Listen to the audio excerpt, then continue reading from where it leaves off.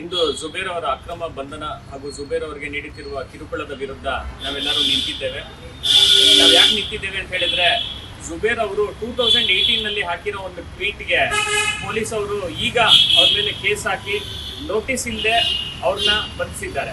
ಅವ್ರನ್ನ ಬಂಧನ ಮಾಡಬೇಕಾದ್ರೆ ಅವ್ರಿಗೆ FIR ಕಾಪಿ ಸಹ ನೀಡಿಲ್ಲ. ಆದ್ರೆ ನಿಜವಾಗ್ಲೂ ಯಾಕೆ ಮಾಡಿದ್ದಾರೆ ಅಂತ ನಮ್ಮೆಲ್ಲರಿಗೂ ಸಹ ಗೊತ್ತಿದೆ.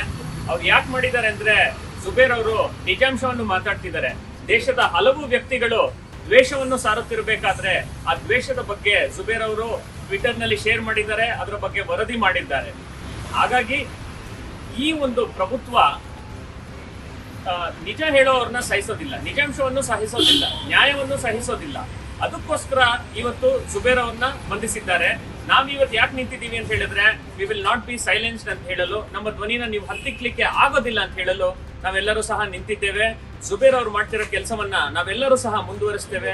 ದ್ವೇಷವನ್ನು ನಾವು ಸಹ ಫೈಟ್ ಮಾಡುತ್ತೇವೆ. ಆ ದ್ವೇಷವನ್ನು ನಾವು ಪ್ರೀತಿಯಿಂದ ಗೆಲ್ಲುತ್ತೇವೆ. ಭಾರತದ ಸಂವಿಧಾನವನ್ನು ನಾವು ಎತ್ತಿ ಹಿಡಿಯುತ್ತೇವೆ.